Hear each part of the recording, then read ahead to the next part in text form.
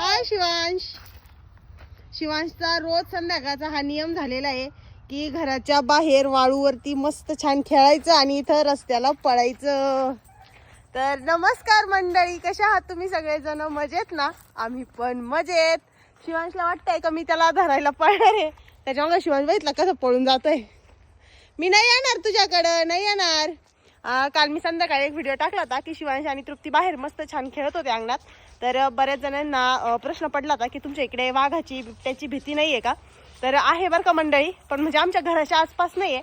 कारण आमच्या घराच्या आसपास पिकं जी आहेत ती लहान लहान आहेत. म्हणजे हे बघा, इथून रस्ता जातोय, रस्त्याच्या त्या बाजूला कांदे आहेत. हे बघा इकडं रस्ता आहे आणि घराच्या आजूबाजूला म्हणजे असं मोठं काही पिकं नाही आहेत, ऊस वगैरे किंवा मोठी मका असं काही नाही. तर आमच्या घराच्या आजूबाजूला बिबट्याची भीती वगैरे नाही आहे. आणि शक्यतो आम्ही कोणी ना कोणी बाहेर असतो त्याच वेळेस शिवांशला आम्ही खाली खेळायला सोडतो. शिवांश घरामध्ये बसून बसून कंटाळतो, अशी मस्ती करायला लागते शिवांश. आणि हे आहे आमचं तुरवाळ. तर दोघांची मस्त छान बाहेर मस्ती चालते. शिवांशला लय लक्ष ठेवावं लागतं घरात म्हटलं तर, तो सारखा कोंडून कोंडून हिरमुडून जातो पार, आहे की नाही? मग शेतामध्ये गावाकडे राहून पण काय उपयोग आहे जर त्याला घरातच कोंडून ठेवायचंय.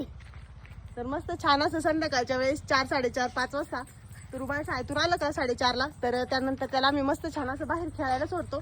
तुरुबाळ पण मस्त तासभर त्याच्या सोबत खेळतं आणि त्याच्यानंतर परत शिवांश चालला घरात. शिवांशला फार दम लागला. चल इकडे, बाय बाय.